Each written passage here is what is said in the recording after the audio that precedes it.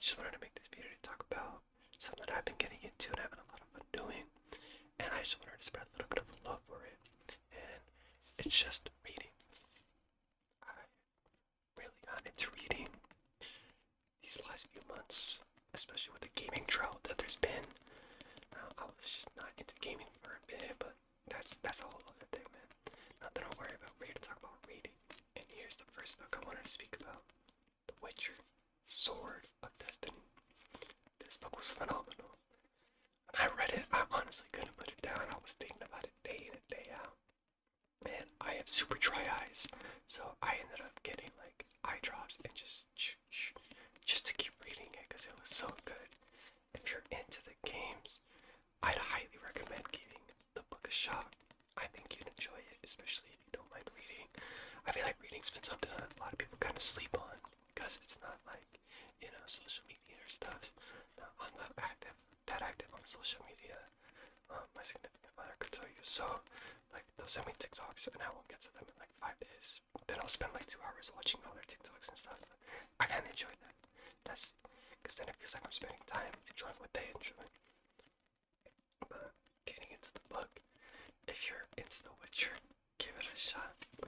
Reading the back, Geralt is a witcher, a man whose magic power is enhanced by long training in elixirs, and mysterious elixirs have made him a brilliant fighter and merciless assassin. Yet he is no ordinary murderer.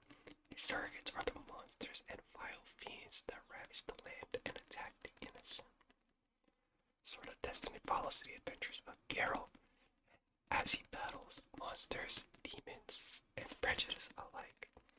Now, I'm able to relate to the prejudice part. When it comes to Geralt's story and character, he is the strangest looking person in the novelization, according to everybody around him.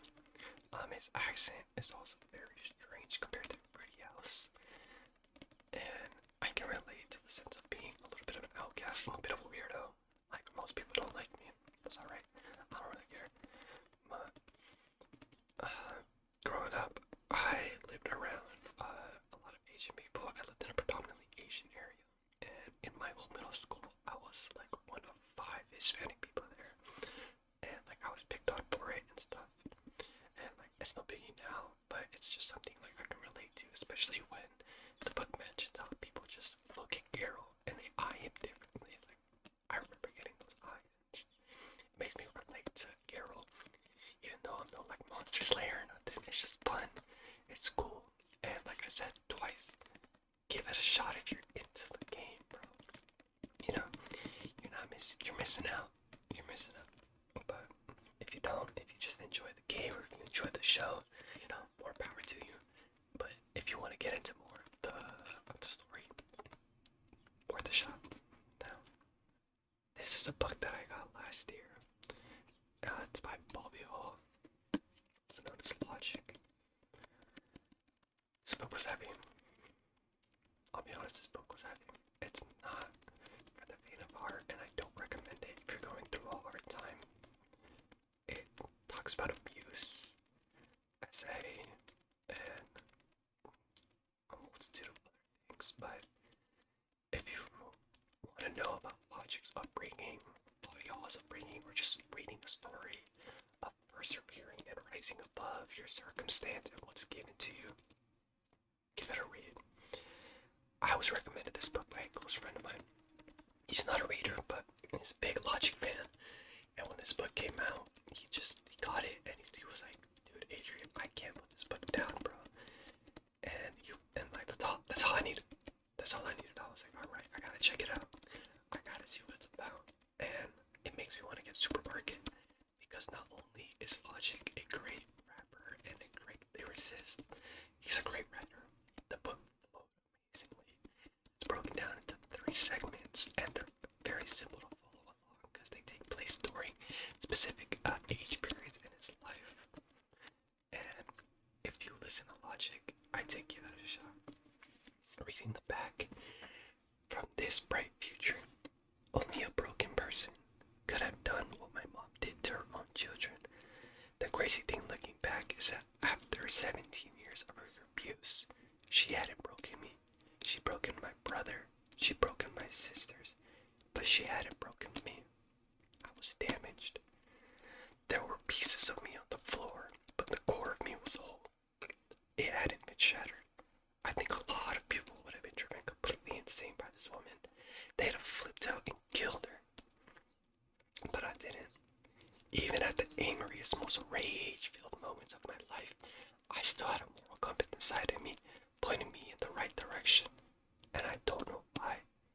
To this day, I don't know why I came through with my sense of self intact. To this day, I don't know how I survived. I don't know where I got these adamantium bones that couldn't be broken, but I know how I managed to navigate my way. I don't know how I managed to navigate my way, whether it was God or common sense. I have no fucking idea. I was just a hurt kid who wanted to feel something other than scared. Now, like I previously mentioned, this book is heavy. If you're not in the right state of mind or if you feel hurt, come back to it later or maybe just put it back on the shelf. It's a very difficult read and there's a lot of pages that made me tear up. It's brutal what you went through, but it's beautiful what you became. And there's nothing more to say. Give it a shot if you want. Oh, my tummy. Sorry if you're growling. I gotta eat lunch soon. Now, there are two more books I want to get into. One's a trilogy. And sorry for the cut if you saw it and you noticed it. I was talking about the Star Wars Path of Destruction. Darth Bane, Path of Destruction. This book is phenomenal, dude. If you're a huge Star Wars fan like I am and you haven't read this yet, you are missing out. It goes into a lot of detail and a lot of just world building that I find to be absolutely amazing. This first book alone is, I believe, the longest of the trilogy, and I think it stands alone as its own book, but the rest of the series just, it nails everything, dude. Like, it goes full circle with so many of the characters, and I think that makes it so much better. Now, I'm gonna read the back. It's not very long. Apologies for the glare, and I know the quality isn't very good. I'm using my phone, but two, there should be no more, no less. One to embody the power, the other to create it. Darth Bane, Dark Lord of the Sith. Now, if you know what he's talking about the rule of two. The rule of two. And this trilogy goes into how that came to be and why it came to be. Now, I'm gonna set this one down and I'm just gonna show the other two. Because if you're interested, I don't want to spoil it because it does go into a lot. But here's the second book. The second book, Rule of Two. And it goes into that. Phenomenal book. I enjoy this book just as much as the first one. Now, I think sadly the weakest one is definitely the last one. And it's not because the ending is bad. The ending is awesome, bro. Like, whew, the ending is fucking sick. But it's just like the first 100 pages. It's just like, it feels kind of rushed. Like it's trying to get to the climax as soon as possible. Just build it up. That's the climax. And the payoff, 100% worth it. 100%. It's awesome, bro. And if you haven't read it, do yourself a favor and read it. Okay, putting that down. Now, like I said, I would read the back, but it spoils. The last one spoils the second one. And the second one spoils itself a little bit. Not like, it's going into detail about what's going to happen. But if you want to read it, I don't want to take away, the experience. Now, I'm going to the final book. I haven't finished this one yet. So it's called Proxy. My significant other lent this one to me, and I slept on it for a minute, I'm not gonna lie. But I got into it after I finished Darth Bane, and it's sick. Now, I'm only about 50 pages in. I'm not super deep, but the idea is, it's a cyberpunk dystopian world. And there's like the rich people and the poor people. There's top side and bottom side. Now, if you're side and you have debt, somebody on the top side can buy your debt and you become what's known as a proxy. Now, what a proxy does is if they commit a crime up top, they are no longer punished for it. You are the proxies punished for it. And it's pretty sick. It's really interesting. And I think it's going about it in a really cool way.